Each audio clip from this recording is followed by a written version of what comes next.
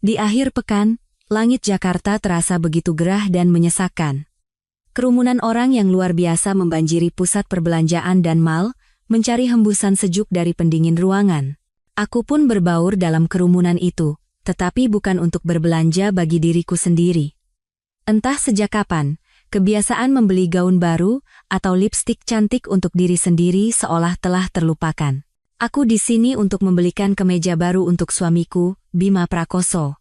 Belakangan ini, ia sering mengeluh pekerjaannya berat dan membuatnya stres. Ia juga kerap menggerutu bahwa ia harus berpakaian rapi karena sering bertemu dengan klien-klien penting. Mendengar keluhannya, hatiku yang telah mendingin setelah hidup seperti orang asing selama 2 tahun terakhir ini, tetap berusaha menjalankan peranku sebagai seorang istri. Pernikahan kami tidak sejak awal seperti ini. 4 tahun lalu, aku dan Bima menikah dalam restu kedua keluarga besar. Dia adalah pria yang modern, pandai bicara, dan selalu tahu cara membuatku bahagia. Namun, sejak 2 tahun lalu, ia mulai berubah. Makan malam bersama di rumah semakin jarang terjadi, dan sapaan mesra pun mengering. Ia selalu pulang larut malam dan pergi pagi-pagi sekali dengan alasan pekerjaan. Aku tersiksa, terus-menerus bertanya pada diri sendiri, apakah aku melakukan kesalahan, atau memang beginilah pernikahan seiring berjalannya waktu? Aku mencoba memperbaiki hubungan kami. Aku memasak makanan kesukaannya dan berdandan lebih cantik bahkan saat di rumah, tetapi yang kudapatkan hanyalah sikap acuh tak acuh, bahkan terkadang respons yang penuh kejengkelan. Aku pun perlahan-lahan lelah, dan rumah kami hanya diisi oleh keheningan yang menakutkan. Aku menelusuri toko-toko pakaian pria dengan perlahan, mencari kemeja yang pas dengan postur tubuh Bima. Saat itulah, sebuah siluet yang familiar tertangkap oleh mataku. Di seberang, di bagian pakaian hamil dan perlengkapan bayi, berdiri seorang pria jangkung yang mengenakan kemeja polo hijau tua yang pagi tadi kusetrika sendiri untuknya. Dia ada di sana. Jantungku serasa jatuh berdebum. Itu Bima. Tidak salah lagi. Dia tidak sendirian. Di sampingnya, ada seorang wanita muda dengan perut yang buncit dengan jelas. Wanita itu menyandarkan kepalanya di bahu Bima, dan tangan mereka saling bertautan. Bima tersenyum lembut sambil mencoba menempelkan sebuah gaun hamil berwarna merah muda ke tubuh wanita itu. Tatapan matanya begitu mesra, penuh cinta, tatapan yang sudah sangat lama tidak kulihat. Pemandangan itu bagaikan pisau tajam yang menusuk jantungku. Semua di sekitarku menjadi kabur. Suara tawa dan obrolan riuh di mal terasa begitu jauh. Di telingaku, yang terdengar hanyalah suara hatiku yang hancur berkeping-keping. Aku bergegas bersembunyi di balik sebuah pilar besar. Dengan tangan gemetar, aku mengeluarkan ponsel. Aku sendiri tidak tahu mengapa aku melakukan ini. Mungkin ini adalah reaksi bawah sadar untuk merekam bukti dari kebenaran yang kejam ini. Jari-jariku menekan layar tanpa arah, mengambil foto dan merekam video singkat. Kulihat Bima merangkul pinggang wanita itu. Mereka berbisik sesuatu, lalu tertawa cerah bersama. Mereka tampak seperti keluarga yang sangat bahagia. Dan aku, istrinya yang sah, harus bersembunyi di sini seperti seorang pencuri. Mereka berjalan bersama menuju kasir. Aku menahan napas dan terus mengamati. Bima mengeluarkan dompetnya, dan saat aku melihat apa yang ia berikan kepada kasir, tubuhku membeku. Itu adalah kartu kredit tambahan yang kuberikan padanya, yang terhubung dengan rekening utamaku. Ia selalu berkata bahwa gajinya harus digunakan untuk kepentingan bisnis yang penting, jadi ia memintaku untuk mengurus biaya hidup rumah tangga. Aku percaya padanya, tak sedetik pun aku meragukannya. Ternyata, uangku tidak hanya digunakan untuk membangun rumah tangga kecil kami, tetapi juga untuk membangun rumah tangga lain di luar sana. Rasa sakit yang luar biasa membuncah di dada, tetapi anehnya, air mata tak kunjung keluar. Mungkin rasa sakit yang terlalu hebat telah mengeringkan kelenjar air mataku. Aku berdiri terpaku di tempat, menatap punggung mereka yang pergi sambil bergandengan tangan, membawa tas belanja berisi perlengkapan bayi yang cantik. Baru setelah mereka menghilang, aku perlahan-lahan merosot, bersandar pada pilar yang dingin. Aku telah dikhianati secara sistematis dan kejam. Pria yang paling kucintai dan kupercayai telah menipuku. Dan masalah ini tampaknya lebih dari sekadar perselingkuhan biasa. Aku tidak ingat bagaimana aku bisa keluar dari mal dan menyetir ke rumah orang tuaku. Sepanjang perjalanan, kepalaku kosong, dan hanya adegan Bima memperlakukan wanita itu dengan mesra yang terus berputar ulang seperti film gerak lambat. Kemeja yang hendak kubelikan untuknya masih berada di dalam tas belanja. Kini, semua terasa seperti sebuah komedi yang tragis. Setibanya di rumah, aku langsung berlari ke kamarku, membanting pintu, dan merebahkan diri di atas tempat tidur. Barulah saat itu, air mata yang kutahan meledak, panas dan perih. Ibu Retno, ibuku, yang mendengar suara itu, bergegas masuk. Melihat keadaanku yang menyedihkan, ibu tidak bertanya apa-apa. Ia hanya duduk diam di sampingku dan menepuk-nepuk punggungku dengan lembut. Tangan ibu, seperti biasa, terasa hangat dan menenangkan, tempat berlindung teramanku. Sambil terisak-isak, aku menceritakan semuanya pada ibu. Suaraku terus terputus karena tangisan. Aku juga menunjukkan foto dan video yang kuambil. Kukira ibu akan marah, memaki Bima, dan menyuruhku segera melabraknya. Namun, ibu berbeda. Setelah selesai menonton video, raut wajahnya mengeras, tetapi suaranya anehnya begitu tenang. Ibu sama sekali tidak tampak terkejut, seolah-olah ia sudah menduga sesuatu. Ibu memegang tanganku, menyeka air mataku, dan berkata, "Sudah, jangan menangis lagi, Rania. Menangis sekarang tidak akan menyelesaikan apa-apa. Kamu mau langsung ke sana, teriak-teriak, bertengkar, lalu apa, bercerai?" Aku tersentak.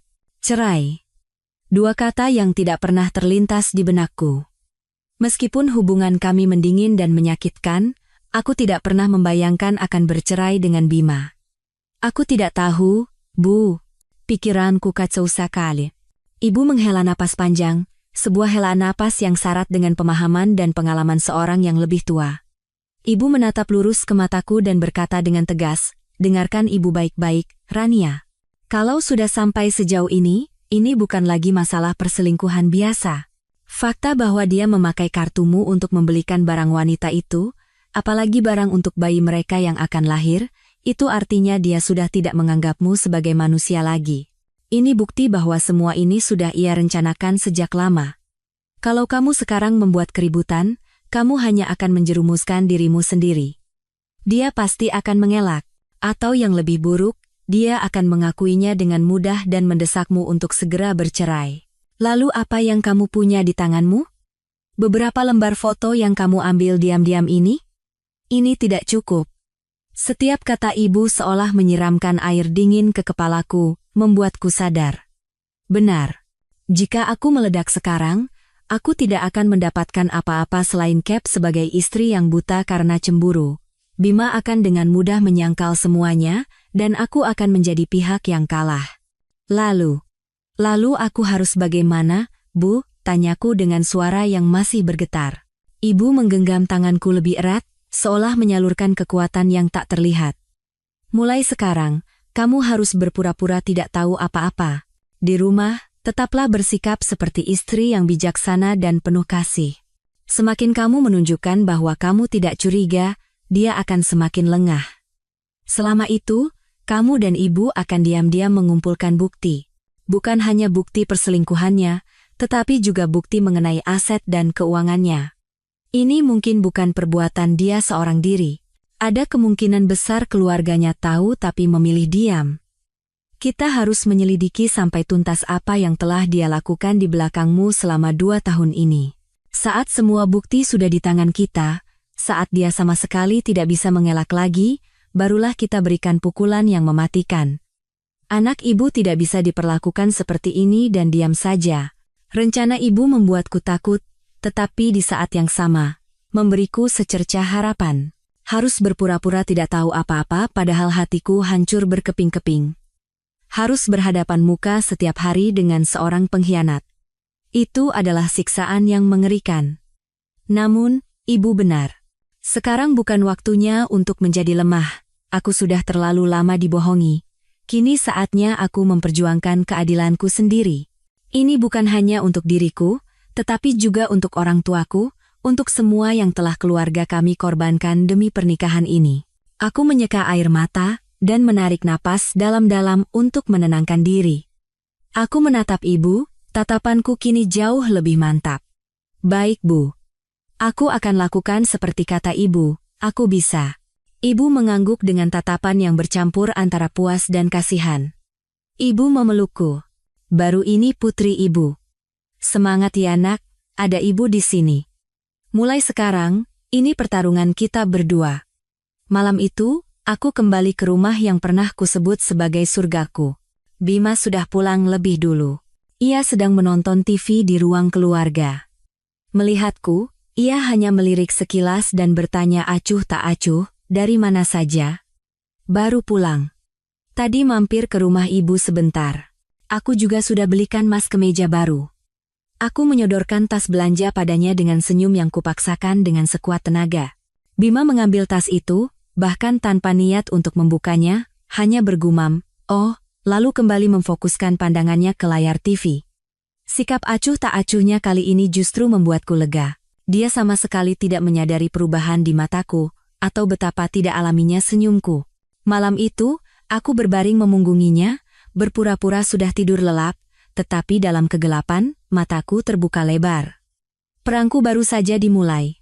Beberapa hari berikutnya adalah waktu terpanjang dalam hidupku. Tinggal satu atap, makan di meja yang sama, dan tidur di ranjang yang sama dengan orang yang mengkhianatiku, adalah sebuah hukuman yang mengerikan. Aku bangun pagi-pagi setiap hari, menyiapkan sarapan, dan menyetrika pakaian yang akan dipakai Bima ke kantor.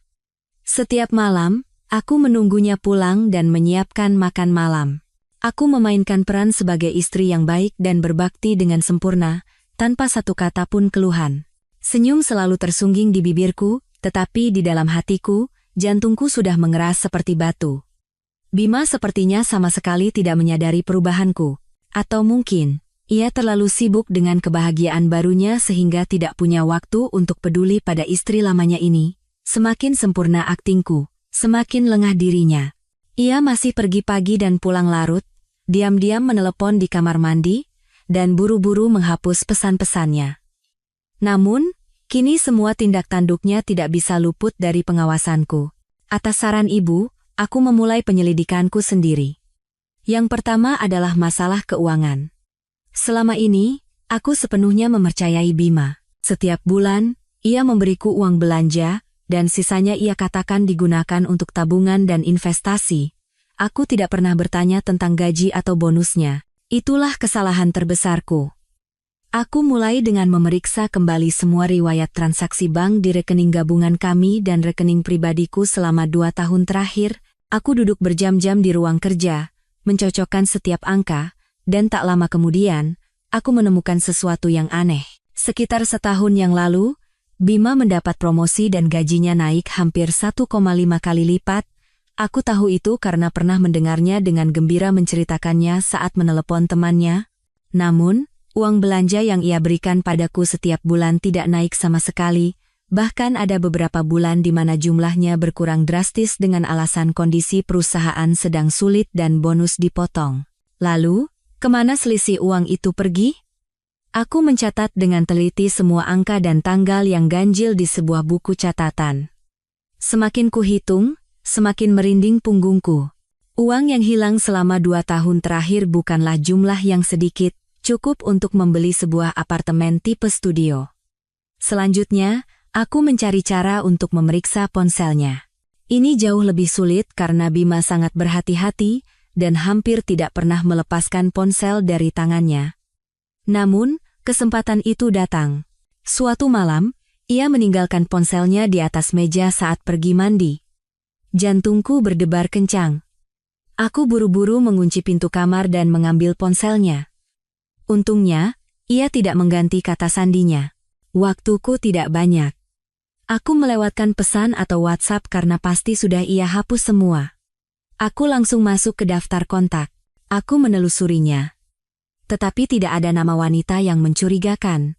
Namun, saat itu, perhatianku tertuju pada satu nama yang disimpan dengan sangat aneh, Mitra Royal Residence. Aku menekan untuk melihat detailnya. Nomor itu tidak terdaftar di WhatsApp. Firasatku mengatakan ada sesuatu yang aneh. Mengapa menyimpan nama mitra dengan menyertakan nama lokasi di belakangnya? Royal Residence adalah nama sebuah kompleks apartemen mewah yang baru dibangun di kawasan Kebayoran Baru. Aku buru-buru memotret nomor itu dengan ponselku. Aku juga dengan cepat memeriksa riwayat panggilan. Nama mitra Royal Residence muncul dengan frekuensi yang luar biasa. Ada hari di mana mereka menelepon puluhan kali, dan durasi panggilannya bisa lebih dari 1 jam. Terutama, panggilan itu sering terjadi saat jam makan siang atau larut malam. Tepat saat itu, suara air di kamar mandi berhenti. Aku terkejut, buru-buru menutup aplikasi kontak, menghapus jejak dari daftar aplikasi yang baru digunakan, dan meletakkan ponsel itu kembali ke tempat semula. Beberapa detik kemudian, Bima keluar. Jantungku masih berdebar kencang, tetapi aku berhasil mempertahankan ekspresi tenang dan berpura-pura sedang membaca buku. Malam itu, aku memberitahu ibu tentang temuan-temuan baruku melalui telepon. Ibu terdiam sejenak, lalu berkata, "Nomor itu, jangan gegabah meneleponnya. Simpan saja dulu, dan tempat yang bernama Royal Residence itu, besok coba kamu datangi. Tapi harus sangat hati-hati. Jangan sampai ketahuan." "Baik, Bu. Untuk masalah uang, terus kumpulkan bukti. Cetak semua riwayat transaksi, tandai pos-pos yang aneh. Semua harus dalam bentuk dokumen hitam di atas putih, agar punya kekuatan hukum di pengadilan nanti." Setelah menutup telepon dari ibu, aku merasa sedikit lebih kuat. Jalan di depan masih terjal, tetapi kini aku tidak sendirian. Ibu ada di sisiku, menuntun langkah demi langkah. Petunjuk pertama telah muncul, dan aku merasa aku berada di jalur yang benar. Selubung rahasia pengkhianatan Bima perlahan-lahan mulai tersingkap. Keesokan paginya, aku memberitahu Bima bahwa aku akan berada di rumah orang tuaku seharian, dan baru akan kembali malam hari. Ia sama sekali tidak peduli, dan hanya mengangguk seolah berkata, "Terserah." Sikap acuh tak acuhnya membuat rencanaku semakin mudah. Setelah Bima berangkat kerja, aku tidak langsung ke rumah orang tuaku, melainkan mengemudikan mobil ke kompleks apartemen Royal Residence di Kebayoran Baru. Tempat itu baru, mewah, dan eksklusif. Keamanannya sangat ketat, sehingga orang luar tanpa kartu akses penghuni tidak bisa masuk dengan bebas. Aku memarkir mobil di sebuah kafe di seberang jalan.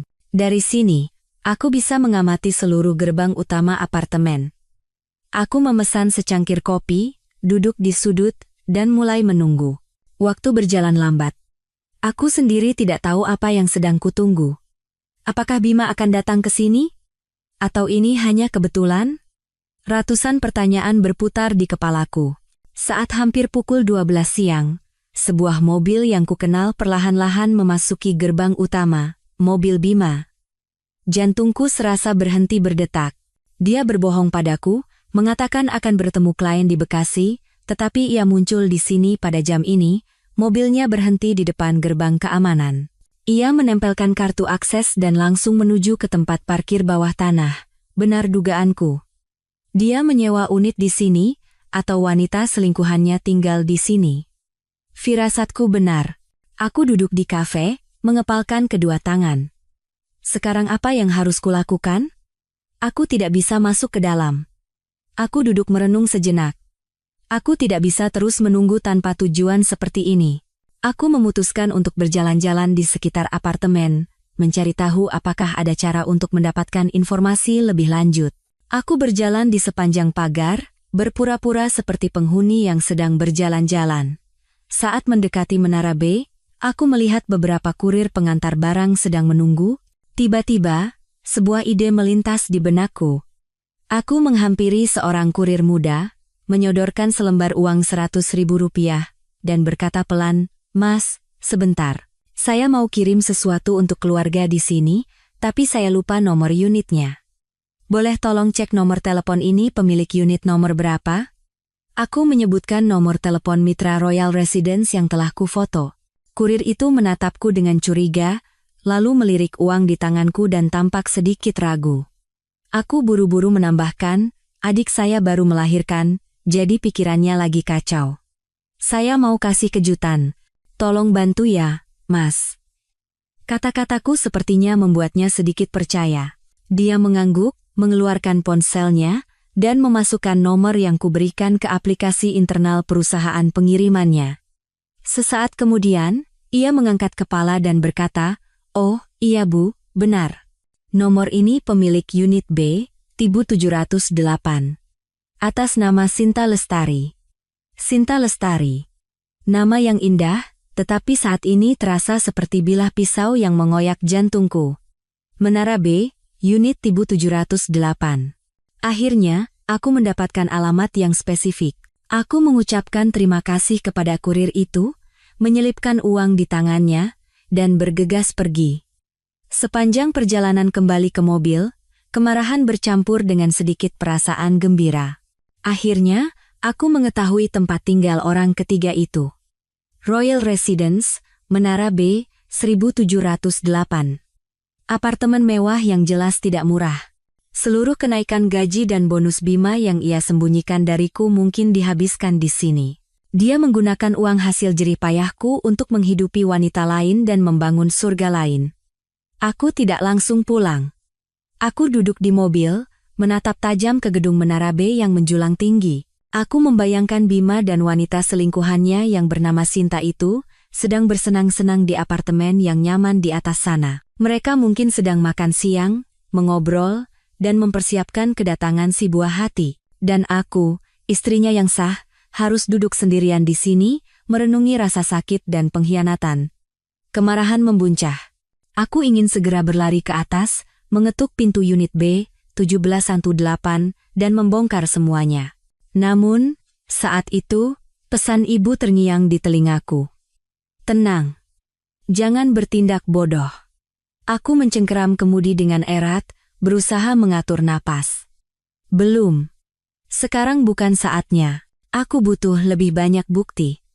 Bukti yang tidak akan pernah bisa mereka sangkal. Hari itu, aku duduk di dalam mobil hingga matahari terbenam. Pukul 5 sore lewat, mobil Bima terlihat keluar dari parkir bawah tanah. Ia pergi. Mungkin kembali ke rumah, untuk memerankan perannya sebagai suami teladan. Aku menunggu sejenak, lalu menyalakan mesin. Namun, aku tidak pulang. Aku mengarahkan mobil ke kantor jasa detektif swasta yang direkomendasikan seorang teman. Aku sadar ada hal-hal yang tidak bisa kulakukan sendirian.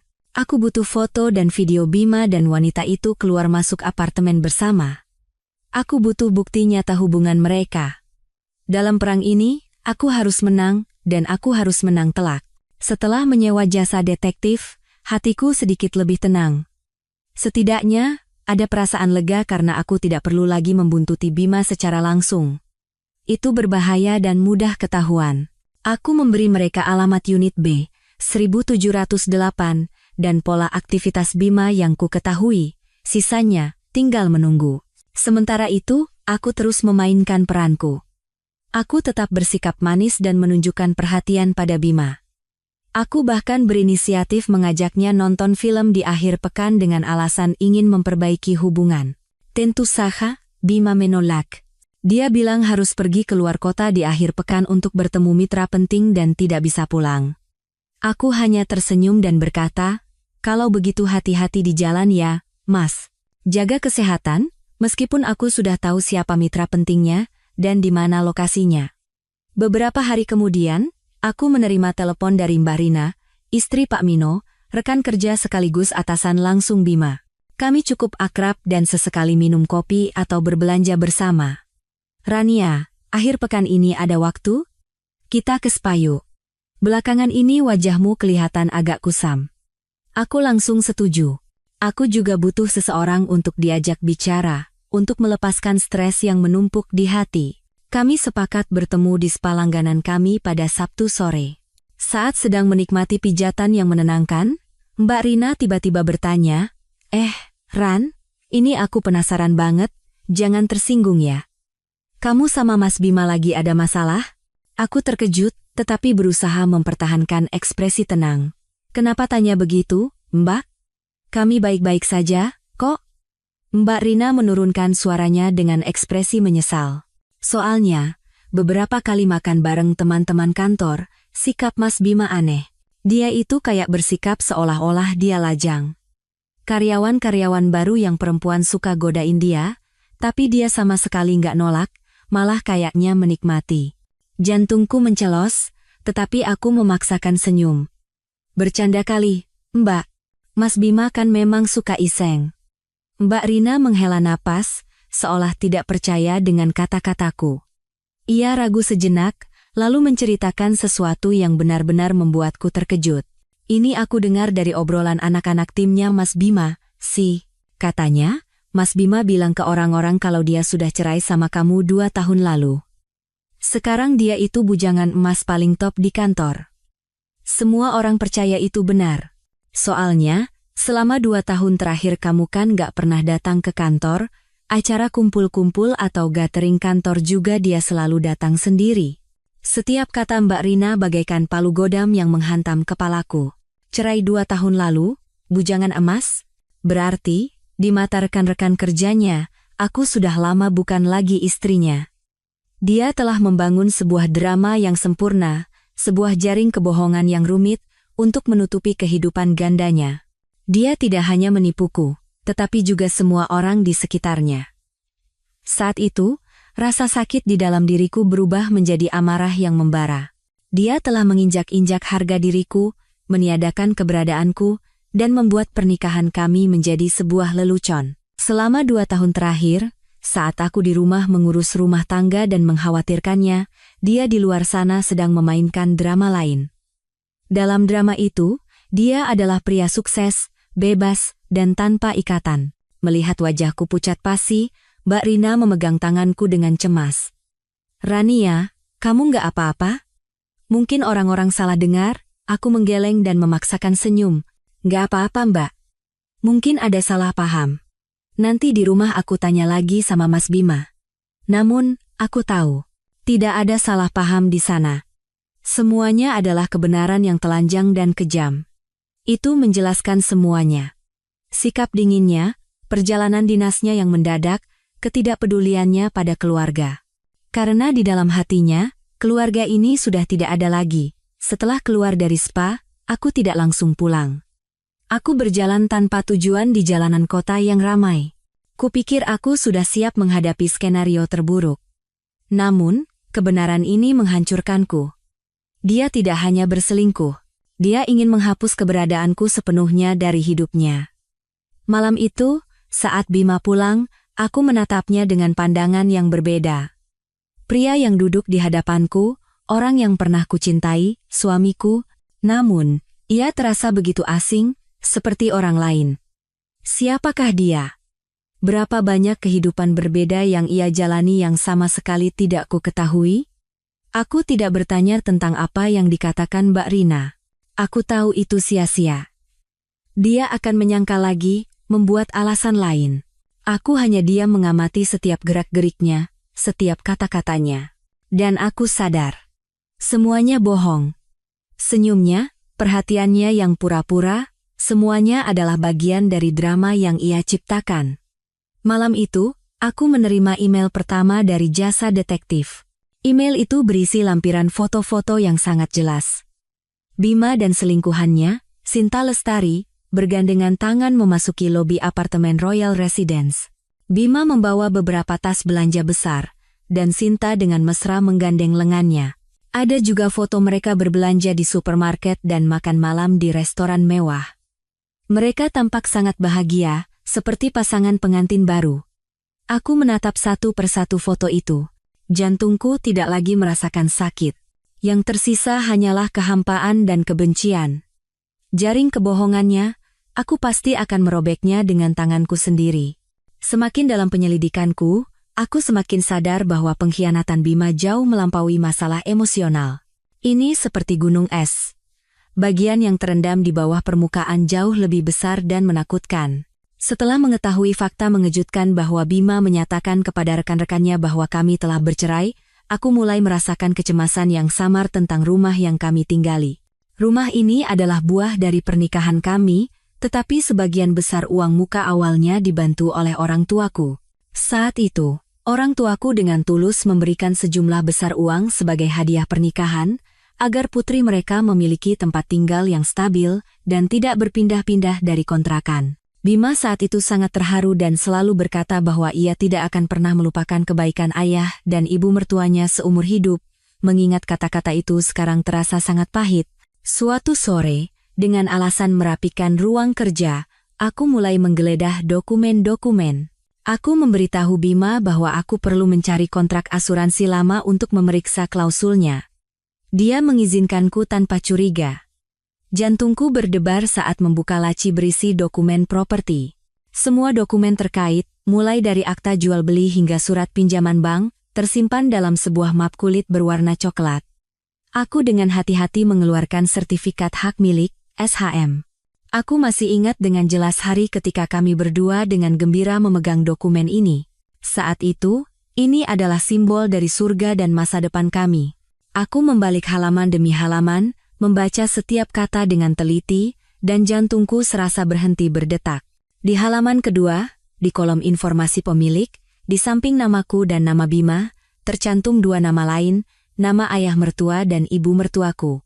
Keempat nama itu tercetak rapi, dengan stempel merah dari kantor pemerintahan yang jelas. Darah di tubuhku terasa mendingin. Bagaimana ini bisa terjadi? Mengapa nama mertuaku ada di sini? Apa hak mereka atas rumah ini? Aku terduduk lemas di kursi. Pikiranku kacau. Aku mencoba mengingat kembali apakah aku pernah menandatangani dokumen apapun yang berkaitan dengan ini. Sama sekali tidak. Aku tidak pernah mendengar sepatah kata pun dari Bima atau mertuaku tentang menambahkan nama mereka di sertifikat. Lalu, dari mana kedua nama ini muncul? Perasaan mual naik hingga ke tenggorokan. Ini bukan lagi pengkhianatan Bima seorang diri. Ini adalah konspirasi yang direncanakan dengan rapi oleh seluruh keluarganya. Mereka telah menganggapku bodoh, orang asing di dalam rumahku sendiri. Mereka diam-diam telah mengubah properti gabungan kami properti di mana keluargaku memberikan kontribusi besar menjadi properti gabungan keluarga besar mereka. Dengan tangan gemetar, aku memotret halaman sertifikat yang berisi 4 nama itu dan langsung mengirimkannya kepada ibu. Beberapa menit kemudian, telepon dari ibu berdering. Suara ibu juga penuh dengan keterkejutan dan kemarahan. Astaga! Bagaimana ini bisa terjadi? Kapan mereka melakukan ini? Kamu sama sekali tidak tahu? Aku tidak tahu, Bu. Sungguh, aku tidak tahu. Aku tidak pernah tanda tangan surat seperti itu. Aku terisak. Ibu terdiam sejenak, menenangkan diri, lalu berkata dengan suara tegas, "Rania, tenang dan dengarkan ibu. Pasti dia menipumu untuk menandatangani dokumen yang tidak kamu ketahui. Mungkin dia selipkan di antara tumpukan dokumen lain untuk kamu tanda tangani, manusia-manusia iblis. Tapi tidak apa-apa. Sembunyikan sertifikat itu baik-baik dan jangan pernah tunjukkan bahwa kamu sudah tahu, semuanya biar ibu yang urus. Ibu punya kenalan di BPN, Badan Pertanahan Nasional, ibu akan minta tolong untuk memeriksa semua dokumen asli rumah ini. Kita harus mencari tahu apakah mereka memalsukan tanda tanganmu atau menggunakan trik apa. Kata-kata ibu seperti obat penenang bagiku. Benar. Aku tidak boleh hancur sekarang. Aku harus mengungkap kebenaran. Pengkhianatan ini sudah keterlaluan. Ini menyentuh usaha dan cinta yang telah diberikan keluargaku, orang tuaku, kepadaku. Mereka tidak hanya mencoba merebut suamiku, tetapi juga rumahku. Aku tidak akan pernah membiarkan mereka berhasil. Malam itu, Bima pulang dengan wajah tenang seolah tidak terjadi apa-apa. Ia bahkan bertanya apakah aku sudah menemukan kontrak asuransi. Aku tersenyum dingin. Sudah, kutemukan. Aku simpan baik-baik. Aku menatap matanya dalam-dalam, mencoba mencari sisa-sisa pria yang pernah kucintai, tapi tidak ada. Yang ada hanyalah kebohongan dan perhitungan. Dia dan keluarganya, mereka bersama-sama menenun jaring laba-laba untuk menjeratku dan mengambil semua milikku. Namun, mereka salah. Mangsa yang mereka anggap lemah ini tidak akan menyerah begitu saja. Guncangan akibat pencurian sertifikat dan perhiasan belum reda, serangan baru datang secara langsung.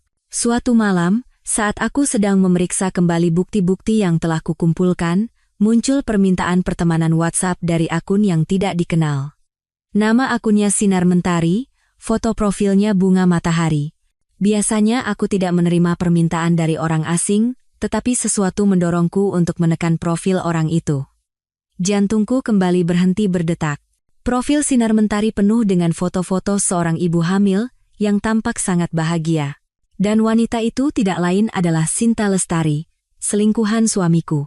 Ada foto ia berdiri di balkon apartemen Royal Residence dengan latar belakang pemandangan kota malam hari. Ada juga foto di dalam mobil Bima sambil meletakkan tangan di perutnya dengan senyum puas. Dan yang paling menyakitkan adalah foto bersama di mana ia menyandarkan kepala di bahu Bima. Keduanya tersenyum cerah menatap kamera.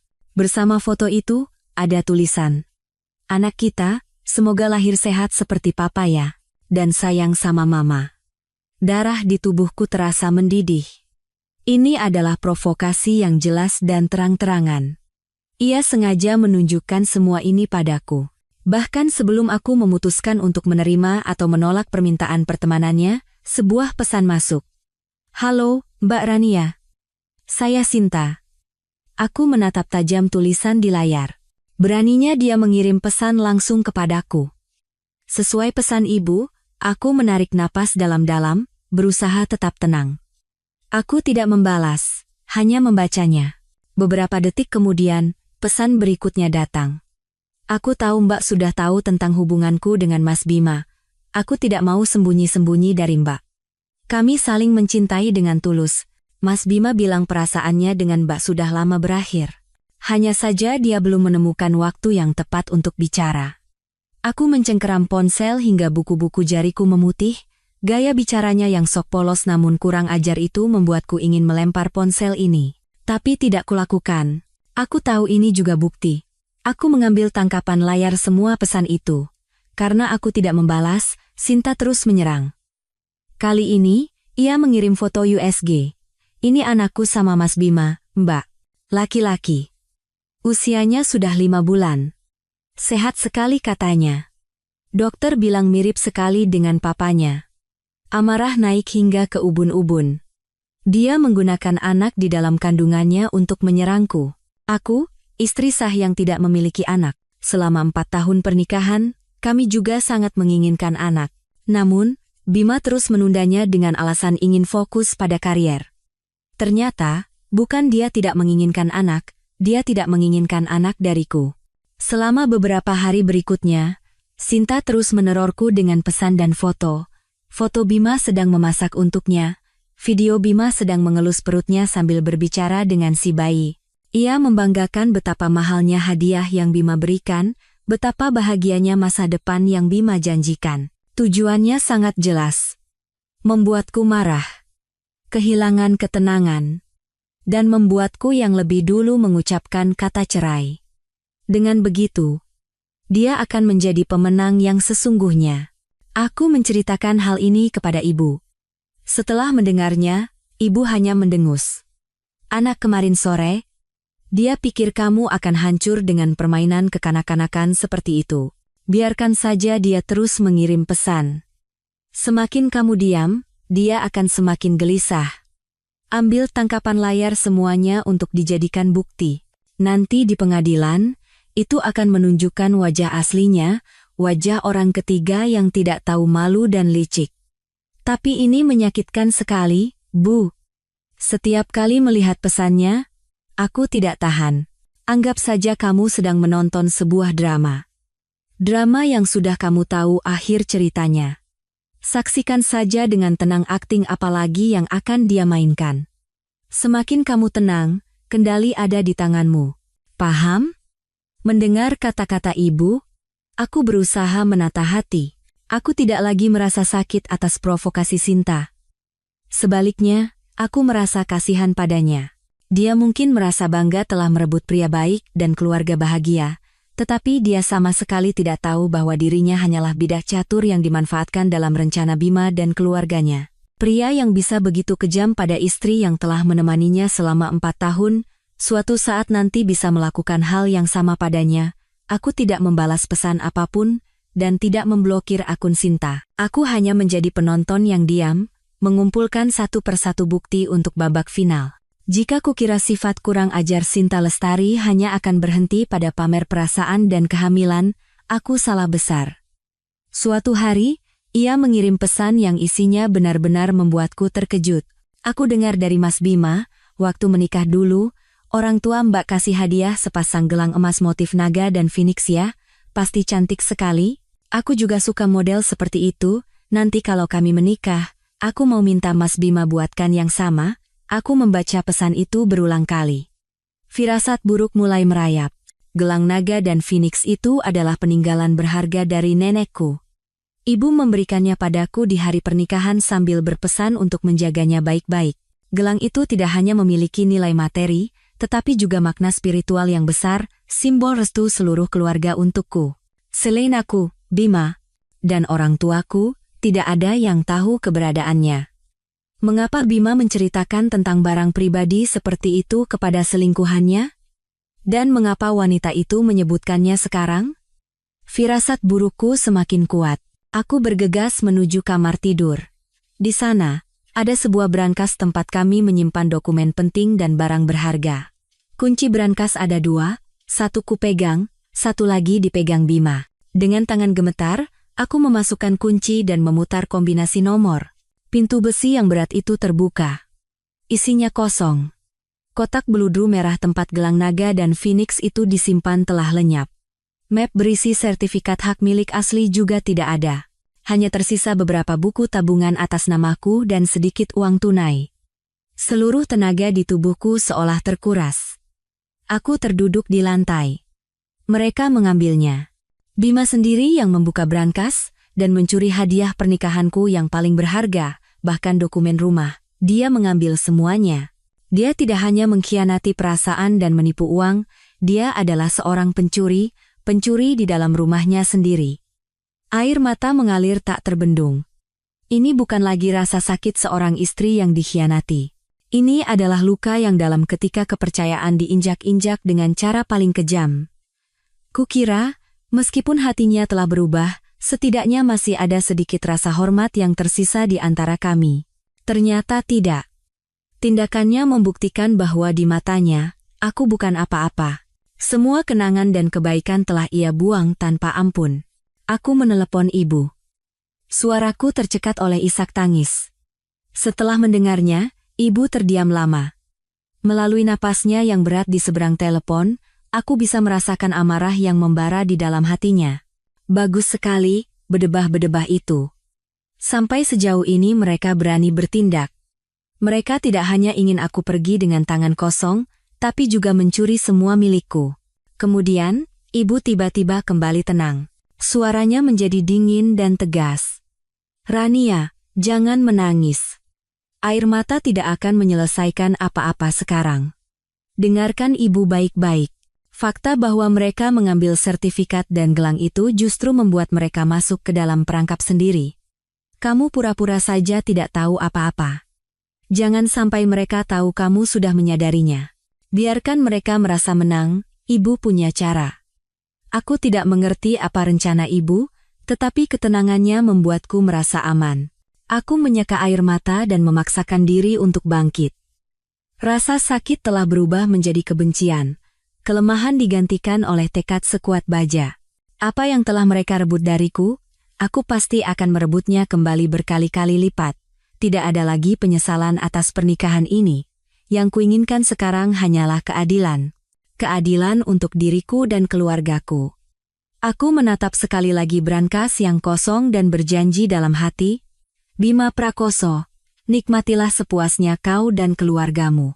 Waktu bersenang-senang kalian tidak akan lama lagi. Setelah guncangan pencurian perhiasan dan sertifikat, aku mengikuti kata-kata ibu untuk tidak menunjukkan gelagat apapun bahwa aku mengetahui segalanya. Aku terus melanjutkan akting sempurnaku. Terkadang, aku merasa jijik pada diriku sendiri.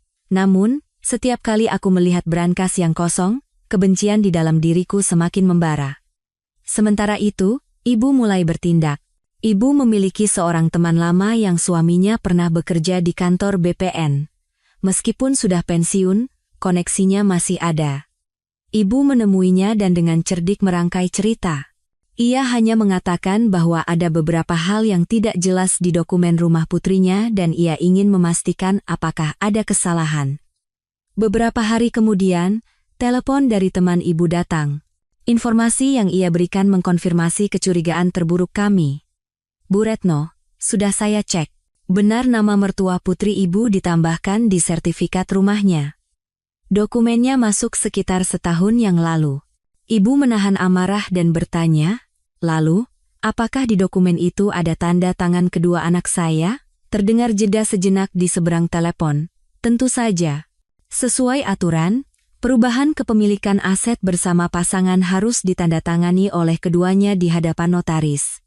Di dokumen yang tersimpan, ada akta notaris yang ditandatangani oleh Rania dan Bima. Mendengar itu, ibu memahami segalanya. Ia berterima kasih kepada temannya dan menutup telepon. Wajahnya mengeras. Malam itu, saat aku mampir ke rumah, ibu membawaku ke kamar dan menjelaskan semuanya. Dugaan ibu benar. Dia menipumu untuk menandatangani dokumen palsu. Ibu tampak yakin. Aku mencoba mengingat kembali. Sekitar setahun yang lalu, apa ada kejadian khusus? Aku mengerutkan kening, berpikir. Lalu, sebuah ingatan samar muncul. Bu, aku ingat. Sekitar waktu itu, Mas Bima memberiku setumpuk dokumen tebal dan menyuruhku tanda tangan. Dia bilang itu dokumen pinjaman lunak untuk karyawan di perusahaannya, katanya untuk investasi di sebuah proyek internal. Prosedurnya rumit jadi butuh banyak tanda tangan, dan dia sudah menandai bagian mana saja yang harus aku tanda tangani. Waktu itu aku tidak curiga sama sekali. Dan karena sibuk bersiap-siap ke kantor, aku tidak membacanya dengan teliti dan langsung tanda tangan. Ibu memukul meja. Astaga, itu dia. Dia menyelipkan surat persetujuan penambahan nama mertuanya di antara tumpukan dokumen pinjaman itu untuk menipumu. Iblis. Dia dan keluarganya benar-benar sudah merencanakan semuanya dengan sangat teliti sejak lama. Setelah kebenaran terungkap, aku merasa marah sekaligus menyalahkan diriku sendiri yang begitu bodoh dan mudah percaya. Aku telah menandatangani dokumen yang menjual asetku sendiri dengan tanganku, tanpa menyadarinya. Konspirasi mereka begitu jahat dan canggih. Mereka memanfaatkan kepercayaanku untuk menusukku dari belakang. Lalu bagaimana sekarang, Bu? Tanda tangannya asli milikku, bagaimana aku bisa menyangkalnya? Tanyaku cemas. Ibu menatapku. Tatapannya anehnya begitu tajam. Tanda tangannya asli, tetapi tujuan dari tanda tangan itu adalah penipuan. Ini jelas penipuan dan penggelapan aset. Jangan khawatir. Kita tidak akan membuat keributan sekarang. Biarkan mereka percaya rencana mereka berhasil dengan sempurna. Kita akan mengumpulkan bukti tambahan tentang bagaimana dia menipumu untuk menandatangani itu. Apa kamu ingat siapa yang ada di sana saat itu? Atau mungkin ada pesan atau email yang dia kirim tentang pinjaman lunak itu? Aku menggeleng.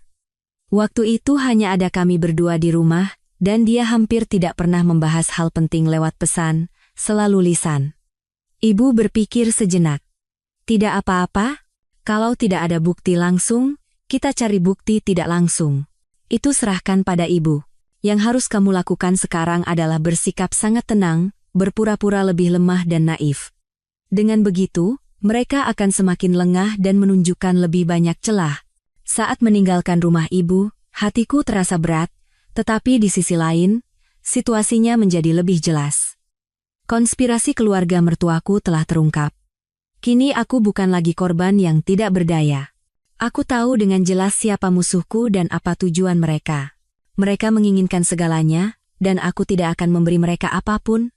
Dalam pertarungan ini, aku akan berjuang sampai akhir, tidak hanya untuk mendapatkan kembali hartaku, tetapi juga untuk mendapatkan kembali kehormatan dan keadilan yang telah mereka injak-injak. Konspirasi untuk merebut rumah telah terbongkar olehku dan ibu, tetapi keluarga Bima tampaknya sama sekali tidak menyadarinya. Mereka percaya semuanya berjalan sesuai rencana sempurna mereka dan bersantai. Melihatku tetap diam dan patuh, Bima mulai memasang perangkap baru. Kali ini, perangkap yang jauh lebih besar, mengincar tabungan pribadiku. Belakangan ini, sikap Bima tiba-tiba berubah. Ia tidak lagi dingin dan acuh tak acuh, melainkan menjadi sangat manis dan penuh perhatian. Ia pulang lebih awal, sesekali membawakan bunga, bahkan membantu pekerjaan rumah. Ia berbicara tentang kenangan masa pacaran kami, tentang rencana masa depan yang pernah kami impikan bersama. Aktingnya begitu sempurna sehingga jika aku tidak tahu wajah aslinya, mungkin hatiku akan luluh dan percaya bahwa ia benar-benar menyesal. Namun, tidak. Perubahan mendadak ini justru membuatku semakin waspada. Di balik manisnya ini, aku yakin ada konspirasi yang lebih pahit tersembunyi, dan aku tidak perlu menunggu lama. Suatu malam setelah makan malam, Bima membuatkanku secangkir teh kamomil dan duduk di sampingku. Wajahnya penuh dengan ekspresi penuh harap. "Rania, ada yang mau Mas bicarakan denganmu." "Ada apa, Mas?"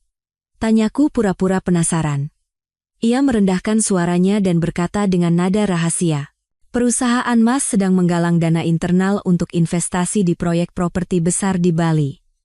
Ini kesempatan eksklusif untuk level manajer ke atas, jadi orang luar sama sekali tidak tahu. Tingkat keuntungannya dijamin minimal 30% per tahun. Benar-benar aman." Aku menyesap teh sambil tertawa dalam hati. Lagi-lagi trik investasi internal. Namun, aku tetap berpura-pura tertarik. "Benarkah keuntungannya setinggi itu, tapi apa tidak ada risikonya?" "Jangan khawatir. Proyek ini sudah disetujui oleh jajaran direksi tertinggi. Dokumen legalnya juga lengkap. Aku sudah cek semua. Pasti berhasil. Aku berencana memasukkan semua tabunganku ke sini, tapi masih kurang sedikit." Ia berhenti di situ dan menatapku dengan tatapan penuh arti.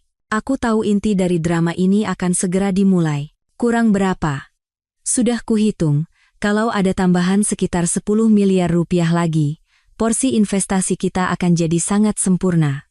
Kita bisa dapat keuntungan maksimal. Seingatku kamu punya rekening tabungan pribadi dengan jumlah segitu kan? Uang dari orang tuamu dulu, tujuannya jelas. 10 miliar rupiah. Uang itu adalah dana darurat yang diberikan orang tuaku untukku, untuk berjaga-jaga jika terjadi sesuatu. Aku menyimpannya di deposito dan hampir tidak pernah menyentuhnya." Bima tahu betul keberadaan uang ini.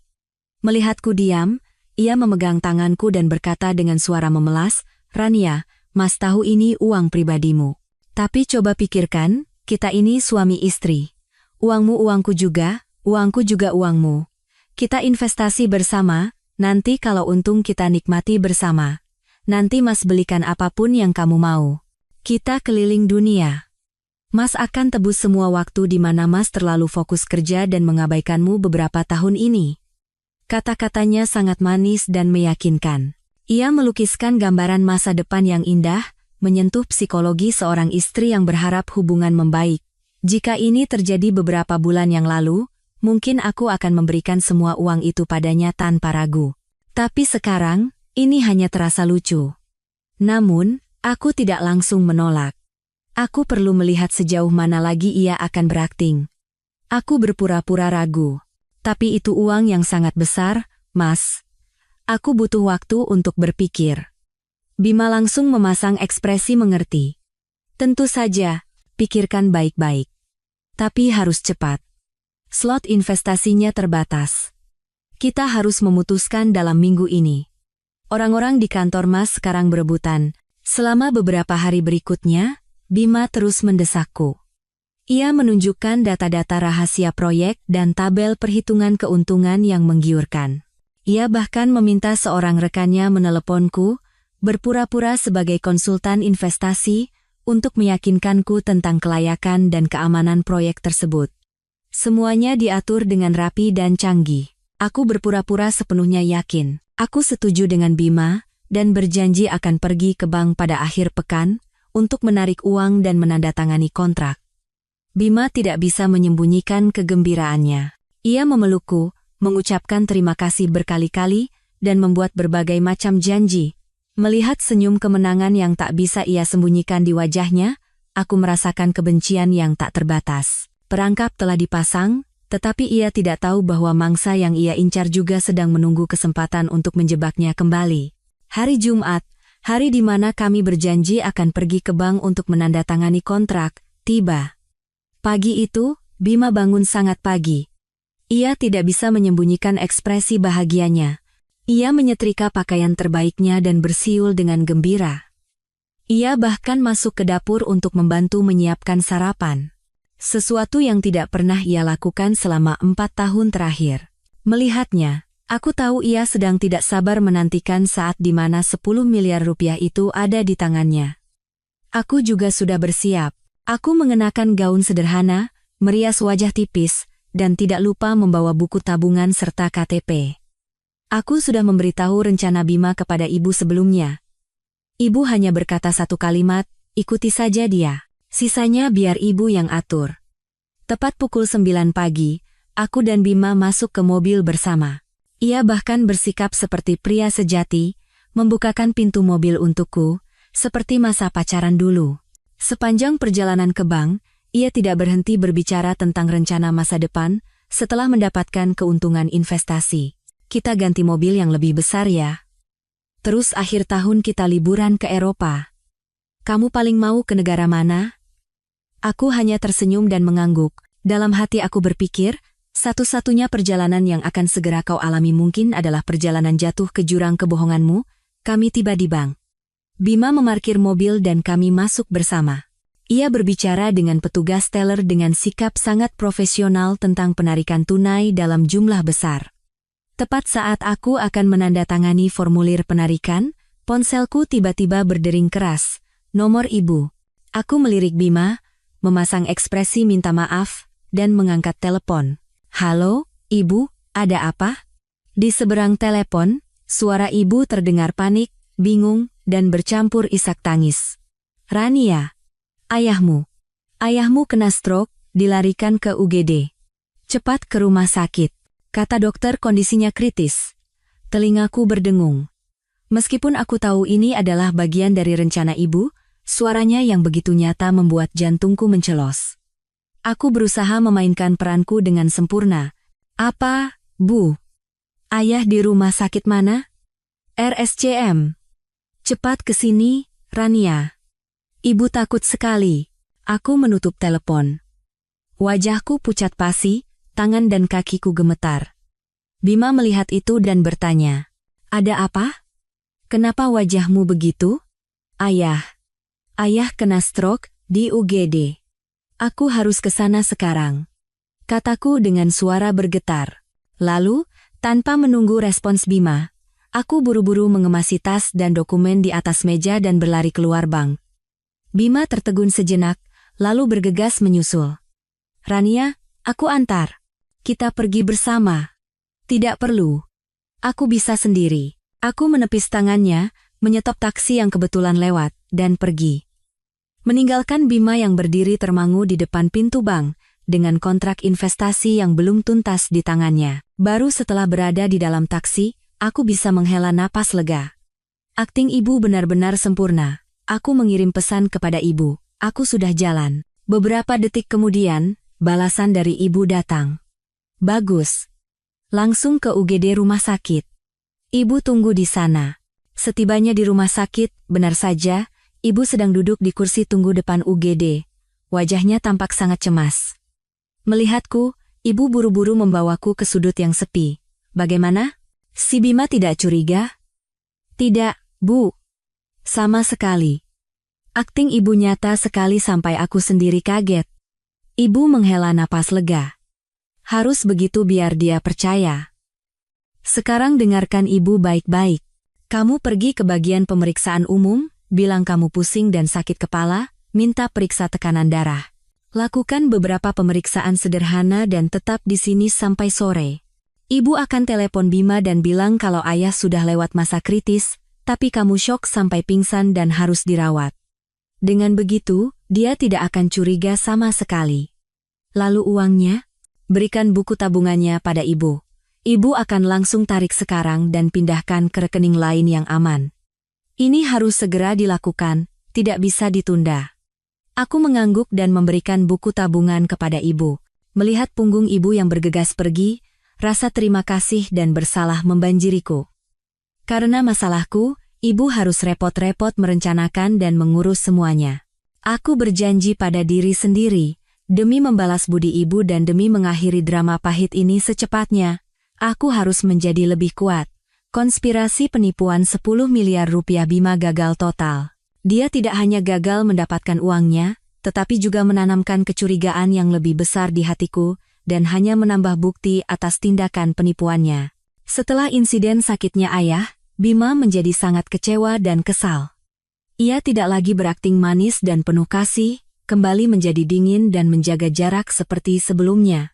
Ia terus menanyakan tentang 10 miliar itu, menyalahkanku telah melewatkan kesempatan emas bagi keluarga kami karena peluang investasi itu akan segera ditutup.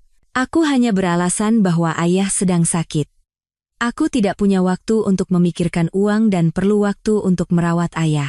Selain itu, biaya rumah sakit dan obat-obatan tidak sedikit, sehingga uang itu harus disimpan sebagai dana darurat. Mendengar perkataanku, Bima hanya bisa menahan amarah dan pergi.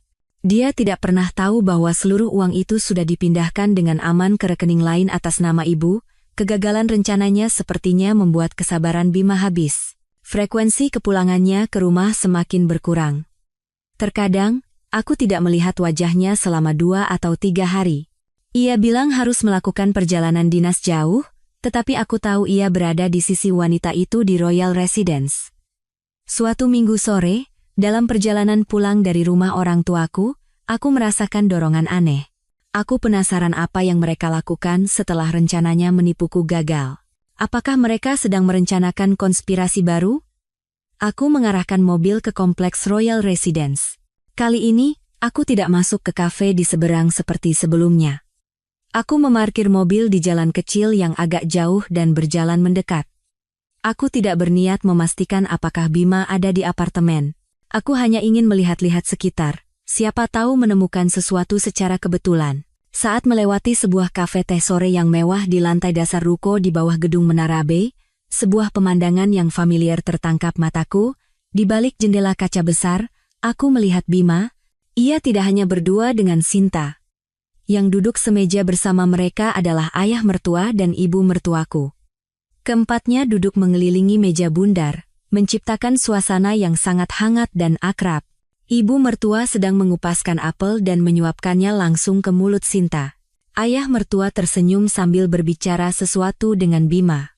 Dan Bima, duduk di samping Sinta, satu tangannya diletakkan di atas perut buncit Sinta, sementara tangan lainnya sesekali dengan lembut menyibakkan rambut Sinta yang jatuh di keningnya. Mereka benar-benar tampak seperti sebuah keluarga. Sebuah keluarga yang bahagia dan utuh, bersama-sama menantikan anggota keluarga baru. Aku berdiri membeku di luar, hanya dipisahkan oleh satu jendela kaca. Semua suara di sekitarku lenyap. Suara mobil, suara orang berbicara, tidak terdengar. Di mataku, hanya ada pemandangan itu. Pemandangan yang begitu indah, tetapi sekaligus begitu kejam. Benar dugaanku. Semua yang kucurigai adalah benar. Bukan hanya Bima, tetapi keluarganya, orang-orang yang pernah kuhormati dan kupanggil ayah dan ibu. Mereka semua tahu. Mereka tidak hanya tidak menghentikan putra mereka, tetapi dengan senang hati menerima dan bahkan merawat hubungan yang salah ini. Mereka bersama-sama menipuku, bersama-sama merencanakan untuk merebut hartaku demi membuka jalan bagi selingkuhan dan cucu yang akan segera lahir itu. Sebuah aliansi keluarga telah terbentuk untuk melawanku. Di mata mereka, aku hanyalah sebuah penghalang, duri yang harus dicabut. Semua rasa hormat sebagai menantu selama bertahun-tahun, perhatian dan baktiku, semuanya tidak ada artinya. Rasa sakit di dadaku bukan lagi karena pengkhianatan cinta. Ini adalah rasa sakit yang dingin karena ikatan keluarga yang diinjak-injak. Aku pernah berpikir bahwa mertuaku tidak tahu apa-apa, bahwa mereka juga korban kebohongan Bima. Ternyata tidak. Mereka adalah kaki tangan, dalang di balik semua ini. Aku tidak menangis. Air mataku sudah lama mengering. Aku hanya menyaksikan mereka tertawa dan mengobrol dengan gembira, merawat menantu baru mereka dengan penuh perhatian. Aku diam-diam mengeluarkan ponsel dan mengabadikan momen itu. Foto ini, bersama dengan semua bukti lainnya, akan menjadi senjataku. Aku berbalik dan melangkah pergi tanpa menoleh ke belakang. Mulai saat ini, tidak ada lagi keraguan atau harapan yang tersisa di hatiku. Perang ini bukan lagi hanya antara aku dan Bima. Ini adalah perang antara aku dan seluruh keluarganya. Dan aku tidak akan pernah kalah. Foto keluarga Bima yang sedang bersenang-senang dengan selingkuhannya itu bagaikan racun. Itu membunuh sisa-sisa perasaan terakhir yang kumiliki. Namun, di saat yang sama, itu juga seperti obat penguat jantung, membuatku menjadi lebih tegar dan bertekad dari sebelumnya. Aku dan ibu sadar bahwa kami tidak bisa lagi hanya bertahan secara pasif. Kami harus menyerang. Kami harus memahami rencana mereka secara menyeluruh untuk bisa selangkah lebih maju. Namun, bagaimana kami bisa tahu apa yang mereka pikirkan? Suatu pagi, sebuah ide cemerlang muncul di benak ibu, ide yang begitu berani sehingga aku sendiri pun terkejut. Ibu harus dirawat di rumah sakit, kata ibu dengan santai. Loh, ibu kan tidak sakit. Kenapa harus dirawat? Kalau tidak sakit, ya pura-pura sakit saja. Ibu mengedipkan mata padaku. Rumah sakit itu kan tempat terbaik untuk mencari informasi. Di sana, orang menjadi lemah dan mudah membuka hati. Apalagi sesama ibu-ibu. Siapa tahu kita beruntung. Rencana ibu terdengar gila, tetapi setelah dipikir-pikir, ada benarnya. Ini adalah pertaruhan yang berisiko, tetapi dalam situasi seperti ini, pertaruhan seperti itu diperlukan. Ibu memang memiliki riwayat hipertensi, jadi hanya dengan beberapa kali mengeluh sakit kepala dan pusing, ia bisa dirawat selama beberapa hari dengan dalih untuk observasi. Maka, ibu kembali dirawat di rumah sakit yang sama tempat ia melakukan drama stroke sebelumnya, RSCM. Ibu ditempatkan di kamar rawat dengan 4 tempat tidur. Ibu menggunakan kemampuan sosialnya yang luar biasa. Hanya dalam setengah hari, ia sudah akrab dengan 2 pasien lain di kamar yang sama. Ia membawa buah dan biskuit, menawarkannya kepada orang-orang, menanyakan kondisi penyakit mereka, dan menceritakan kisah-kisah lucu untuk menghibur. Dan keberuntungan benar-benar tersenyum pada kami dengan cara yang tidak terduga. Sore itu, seorang wali pasien baru masuk ke tempat tidur terakhir yang kosong. Seorang ibu-ibu seusia ibu, berpenampilan sederhana, dengan kesan yang baik. Ia datang untuk merawat suaminya yang dirawat karena batu ginjal. Setelah beberapa kali berbincang, ibu tahu namanya adalah Bibi Lastri. Keduanya cepat akrab. Mereka berbicara tentang anak, keluarga, dan kekhawatiran di usia senja. Sesuai rencana, ibu mulai mengeluhkan tentang menantunya yang jahat, tentu saja, tanpa menyebut nama Bima atau namaku. Ia hanya mengatakan bahwa putrinya menderita karena bertemu dengan suami yang tidak baik. Bibi Lastri tampak sangat bersimpati mendengarnya. Ia menepuk bahu ibu untuk menghibur, lalu mulai menceritakan kisah keluarganya sendiri. Mendengar cerita ibu, saya jadi teringat keponakan saya, jadi ikut sedih. Keponakan saya, Sinta. Dia juga kurang beruntung dalam percintaan. Untungnya, sekarang dia bertemu dengan pemuda yang sangat baik. Manajer di perusahaan besar, tampan, dan punya kemampuan. Katanya pemuda itu akan segera bercerai dengan istrinya dan menikah dengan keponakan saya. Ibu tersentak mendengar nama Sinta, tetapi ekspresinya tidak berubah sama sekali. Ibu pura-pura terkejut. Oh, begitu?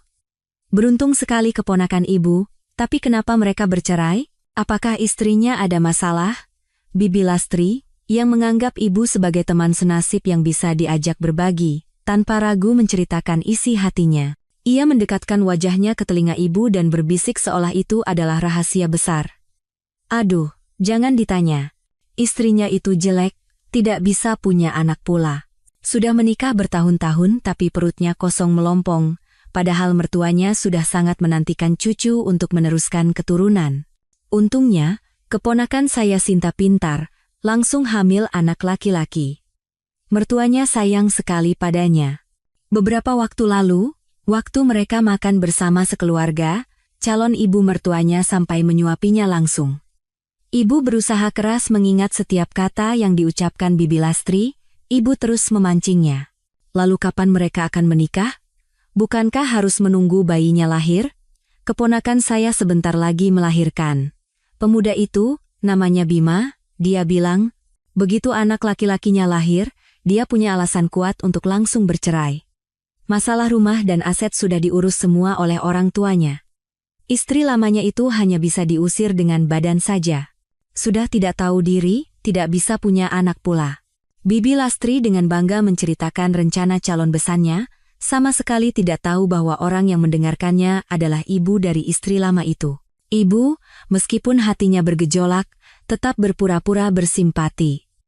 Zaman sekarang, wanita yang tidak bisa punya anak memang kasihan ya, pokoknya, keponakan ibu beruntung sekali. Malam itu, setelah Bibi Lastri tertidur, ibu diam-diam keluar ke koridor dan meneleponku.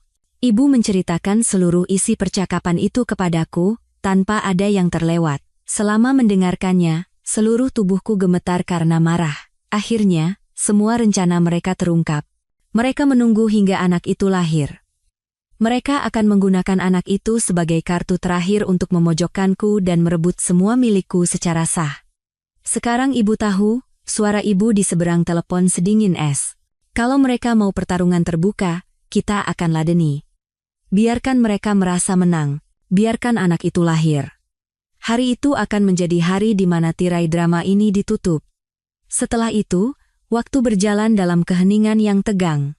Aku dan ibu sudah mengetahui dengan jelas rencana mereka, dan semua tindakan Bima berada dalam lingkup prediksi kami. Frekuensi kepulangannya ke rumah semakin berkurang, dan setiap kali ia pulang, ia membawa suasana yang berat dan tidak nyaman.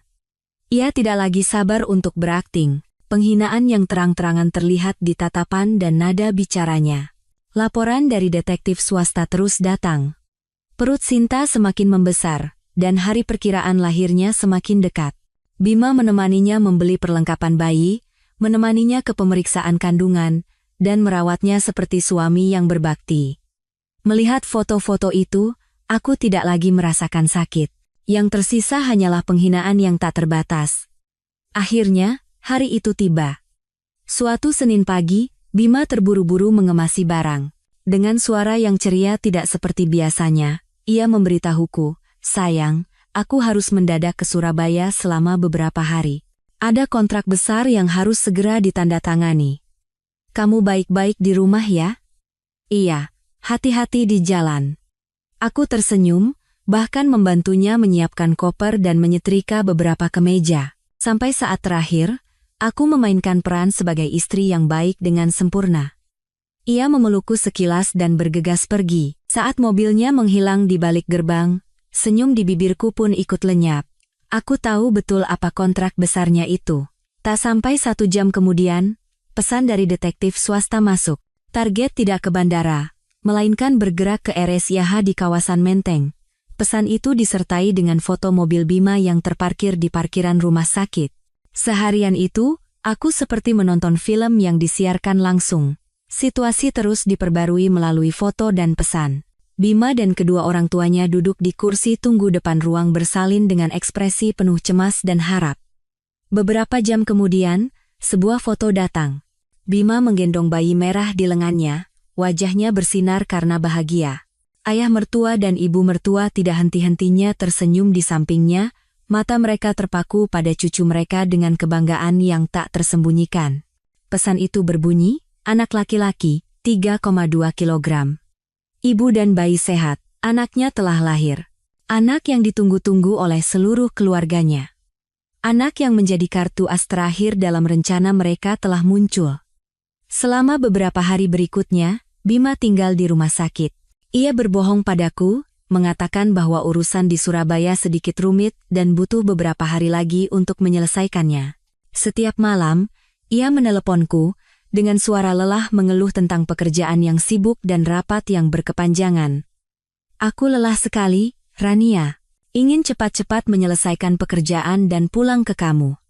Aku mendengarkan kebohongannya di seberang telepon sambil melihat foto-foto yang baru saja dikirim oleh detektif. Foto Bima sedang membuat susu formula, foto ia dengan kikuk mengganti popok, foto ia mengupaskan apel untuk Sinta.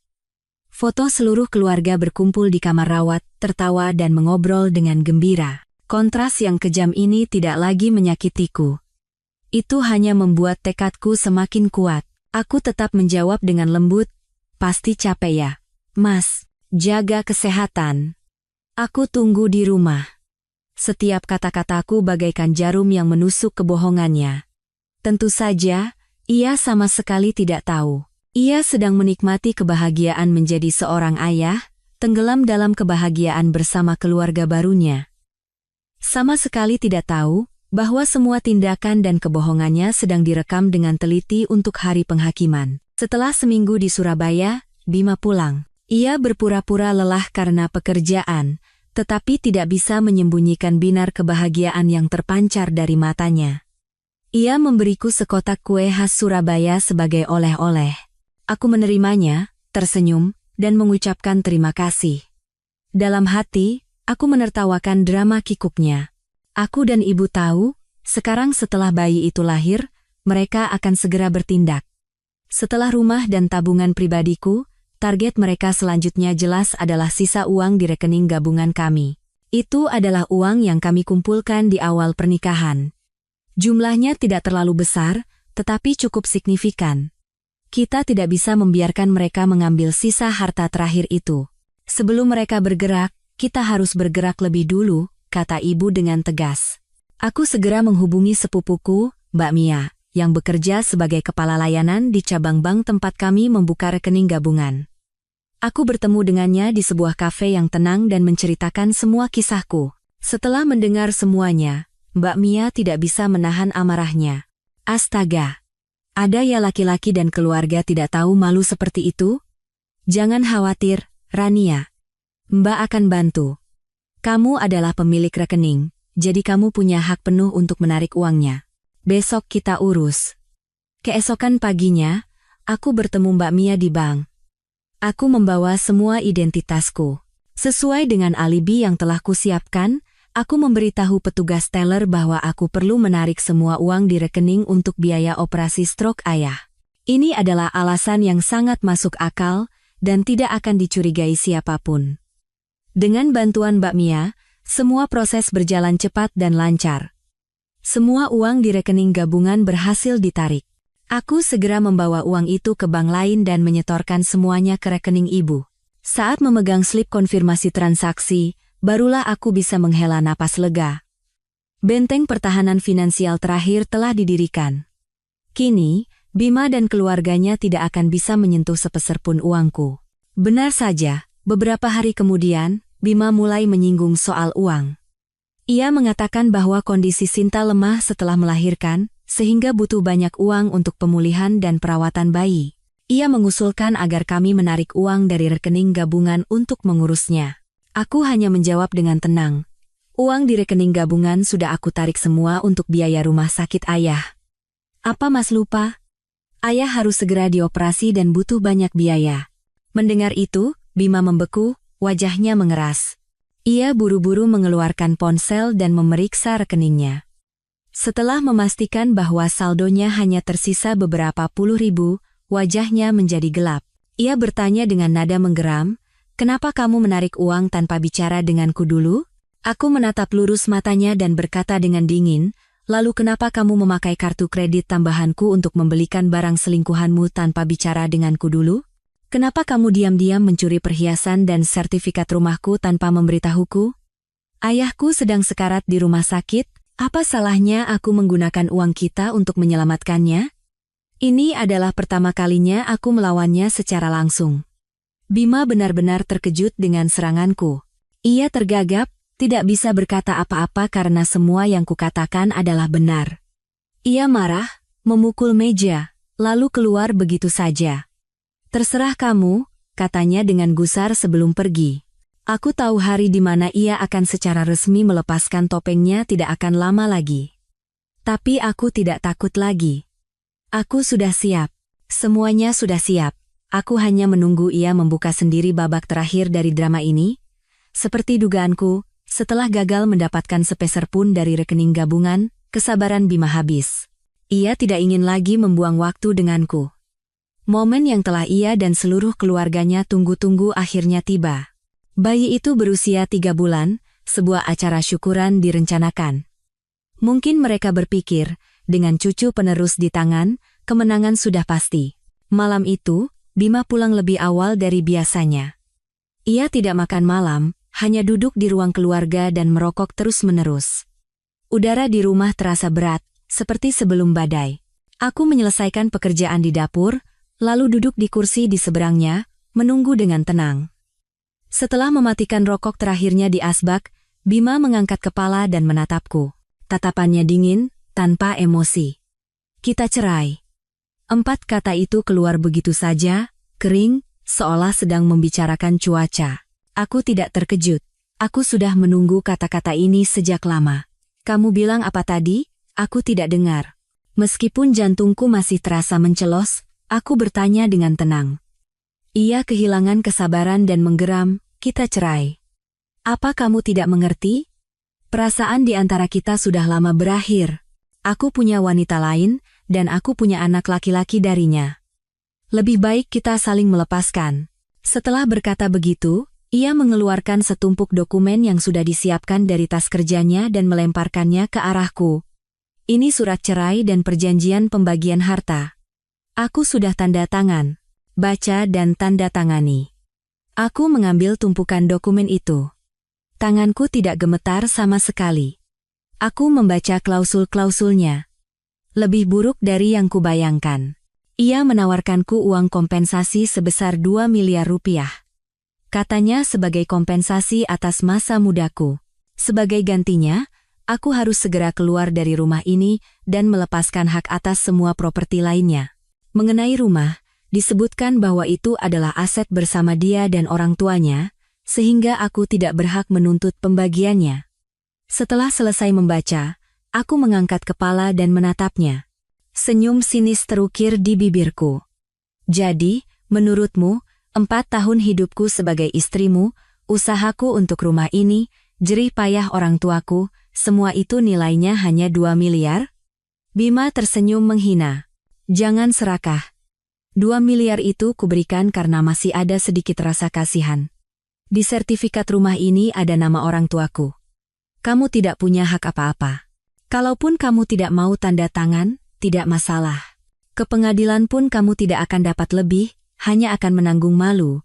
Ia begitu percaya diri karena mengira semua bukti ada di pihaknya. Ia mengira aku tidak tahu apa-apa tentang konspirasi kotor keluarganya.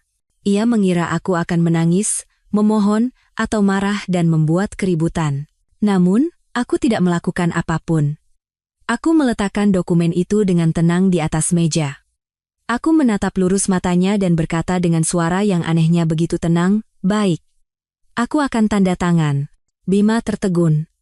Reaksiku benar-benar di luar dugaannya. Ia tidak menyangka aku akan setuju semudah itu. Benarkah? Benar. Aku mengangguk. Tapi sebelum tanda tangan, aku punya satu permintaan kecil. Permintaan apa? Tanyanya dengan tatapan penuh curiga. Aku tersenyum. Sebuah senyuman yang mungkin tidak akan pernah ia lupakan seumur hidupnya. Acara syukuran anakmu diadakan di mana? Boleh aku datang? Bagaimanapun juga, aku masih istri sahmu. Aku ingin melihat wajah bayinya dan mengucapkan salam perpisahan terakhir kepada keluarga dan teman-temanmu sebelum kita resmi berpisah. Permintaanku membuat Bima benar-benar bingung. Ia tidak mengerti apa maksudku, tetapi karena aku setuju untuk bercerai dengan mudah, ia mungkin berpikir ini hanyalah permintaan sepele dari seorang wanita yang kalah. Setelah ragu sejenak, ia mengangguk. Baiklah. Minggu ini, jam 7 malam di Grand Ballroom Hotel Mulia, datanglah. Tapi jangan coba-coba berbuat macam-macam. Jangan khawatir, jawabku sambil tetap tersenyum. Aku hanya datang untuk mengucapkan selamat. Bima tidak sadar bahwa ia baru saja mengirimkan sebuah undangan.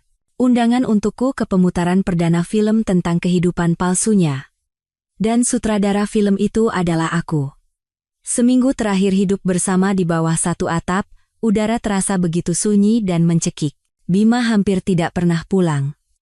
Ia sibuk mempersiapkan pesta syukuran akbar untuk putranya, mungkin juga sibuk mempersiapkan pesta untuk merayakan kemenangan seluruh keluarganya. Aku dan ibu juga mencurahkan seluruh tenaga kami untuk hadiah terakhir kami. Setiap malam, kami duduk bersama, meninjau kembali setiap foto, mendengarkan kembali setiap rekaman suara, dan menyusun semua bukti yang telah kami kumpulkan selama beberapa bulan terakhir.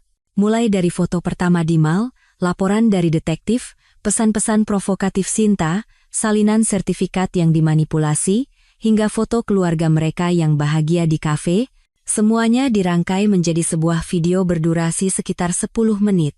Musik latarnya terkadang lembut, terkadang tegang, seperti film dokumenter yang mengungkap kebenaran.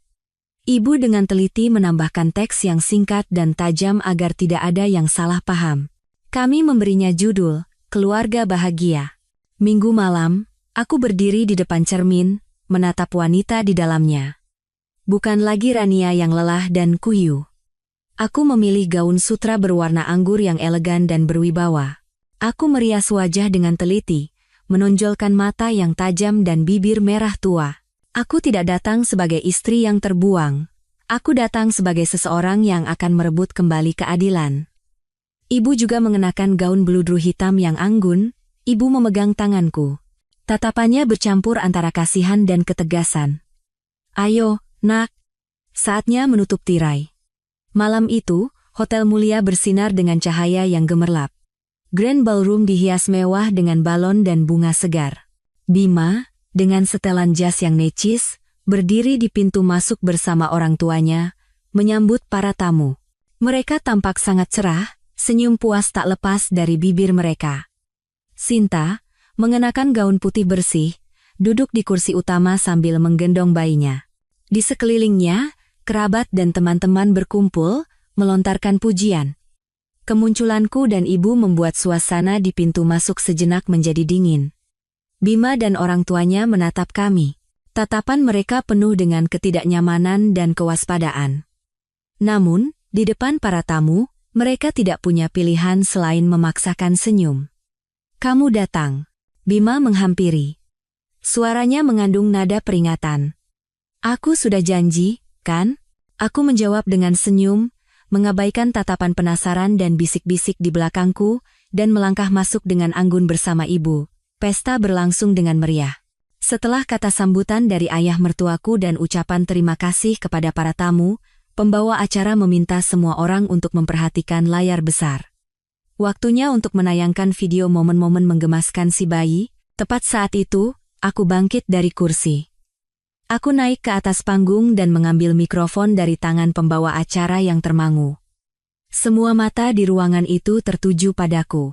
Bima dan keluarganya berubah pucat, hendak berlari untuk menghentikanku. Maaf mengganggu sebentar, kataku. Suaraku keras, jelas, dan tenang. Saya Rania, istri sah dari Bapak Bima Prakoso. Di hari yang berbahagia ini, saya juga telah menyiapkan sebuah hadiah kecil. Sebuah video spesial untuk suami saya, keluarganya, dan juga untuk Mbak Sinta. Anggap saja ini sebagai restu dari saya untuk babak baru dalam hidup mereka. Setelah selesai berbicara, aku memberi isyarat kepada teknisi yang telah disiapkan ibu sebelumnya. Lampu di ruangan itu diredupkan, dan layar besar menyala. Video keluarga bahagia dimulai. Adegan pertama adalah Bima yang dengan mesra memilihkan baju untuk Sinta di mall. Teksnya berbunyi, Maret. Suamiku berbohong akan bertemu klien. Dilanjutkan dengan rentetan foto Bima dan Sinta keluar masuk Royal Residence, makan bersama, berbelanja. Lalu adegan seluruh keluarga yang dengan gembira merawat Sinta di kafe, dengan teks, aliansi keluarga. Pesan-pesan kurang ajar Sinta di WhatsApp muncul dengan jelas. Salinan sertifikat dengan 4 nama diperbesar memenuhi layar. Dan yang terakhir adalah foto-foto di rumah sakit. Bima, yang berbohong padaku sedang dinas di Surabaya, sedang berbahagia menggendong anak haramnya. Seluruh ruangan hening senyap. Keheningan awal berubah menjadi bisik-bisik, lalu menjadi gunjingan yang terang-terangan. Orang-orang mulai menatap keluarga Bima dengan tatapan tidak percaya. Wajah Bima pucat pasi, lalu berubah menjadi ungu. Ia berteriak, "Matikan! Matikan video sampah itu sekarang juga!" Lalu ia melompat ke atas panggung untuk merebut mikrofon. Namun, sudah terlambat.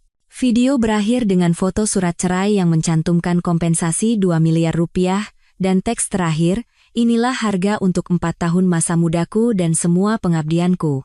Lampu di ruangan menyala, dan semuanya menjadi kacau.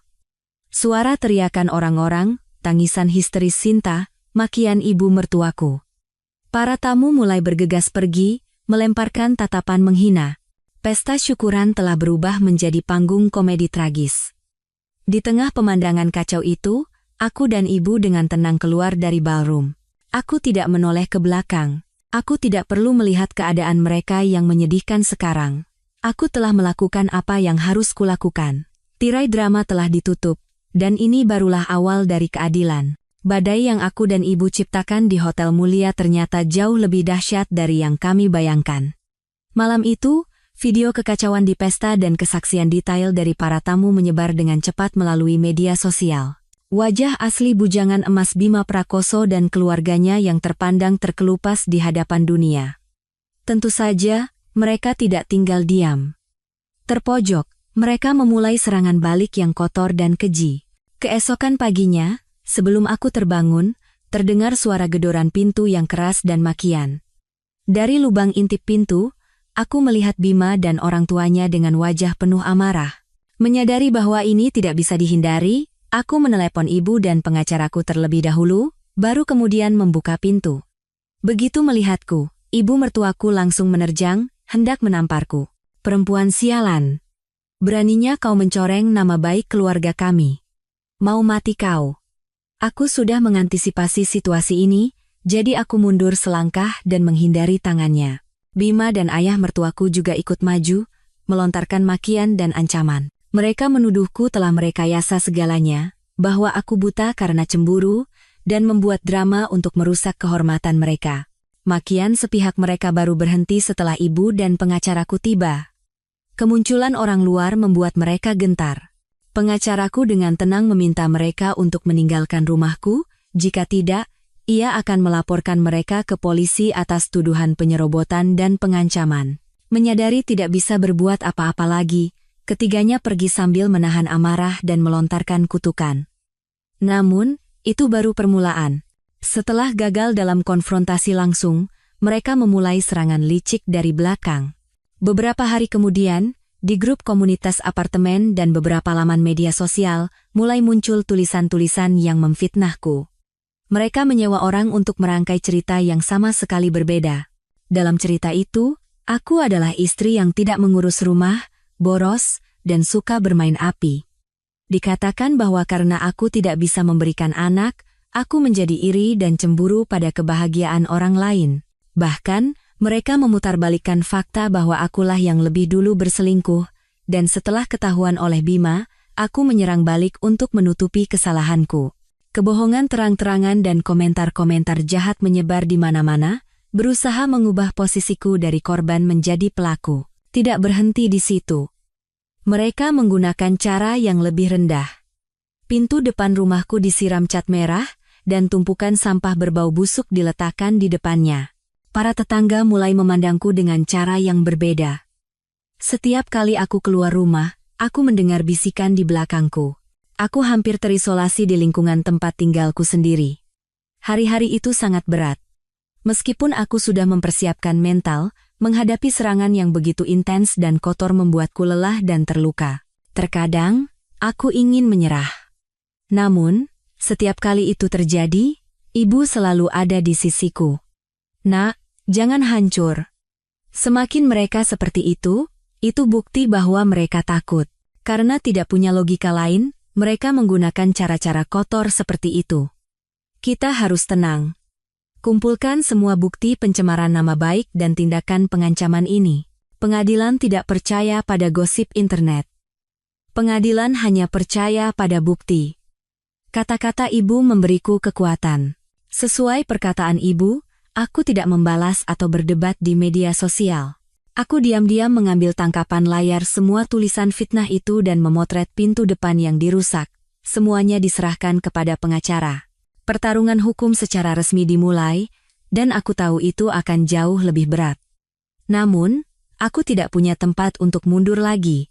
Aku harus berjuang sampai akhir, tidak hanya untuk harta, tetapi juga untuk memulihkan nama baik diriku dan keluargaku. Pertarungan hukum ternyata lebih panjang dan melelahkan dari yang kubayangkan. Pihak Bima, dengan dukungan keluarganya, menyewa tim pengacara yang kuat. Mereka terus-menerus berdalih, berusaha memutarbalikkan semua bukti foto dan videoku sebagai hasil rekayasa dan manipulasi karena cemburu. Kampanye fitnah di media sosial tidak berhenti. Tekanan dari opini publik dan tetangga membebani pundakku. Meskipun pengacaraku sangat kompeten dan selalu meyakinkanku bahwa kami berada di atas angin, terkadang aku juga diliputi kecemasan dan ketakutan. Di saat-saat paling menegangkan, ibu sekali lagi menjadi penyelamat. Suatu malam, saat kami berdua sedang meninjau kembali berkas-berkas kasus, ibu tiba-tiba terdiam, matanya berbinar seolah teringat sesuatu yang sangat penting. "Rania, ibu ingat smart speaker itu?" "Speaker apa, Bu?" tanyaku bingung. "Yang ibu hadiahkan untuk ulang tahun ayah mertuamu tahun lalu. Speaker abu-abu yang bisa diperintah dengan suara itu, untuk dengar musik dan radio. Dia kan gaptek, jadi paling sering dipakai untuk dengar berita.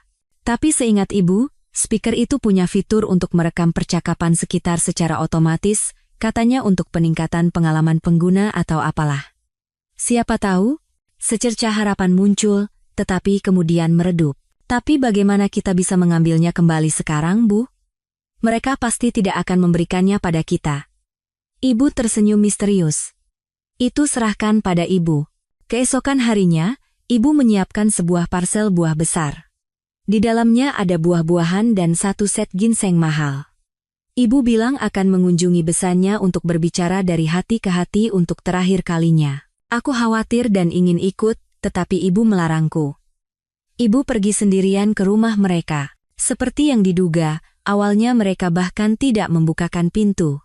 Namun, ibu menangis dan memohon, mengatakan bahwa bagaimanapun juga mereka pernah menjadi satu keluarga, dan sekarang anak-anak mereka akan bersidang di pengadilan, jadi lebih baik orang tua bertemu untuk terakhir kalinya untuk menyelesaikan kesalahpahaman, tidak baik juga dilihat tetangga. Mungkin karena masih ada sisa harga diri, mereka mempersilakan ibu masuk. Setelah masuk, ibu sama sekali tidak menyinggung soal perceraian. Ia hanya meratapi takdir dan jodoh, lalu dengan cerdik mengalihkan pembicaraan ke kesehatan ayah mertuaku. "Belakangan ini ayah tampak kurang sehat, mungkin karena banyak pikiran ya. Oh iya, ngomong-ngomong, smart speaker yang saya hadiahkan tahun lalu, apa baik-baik saja?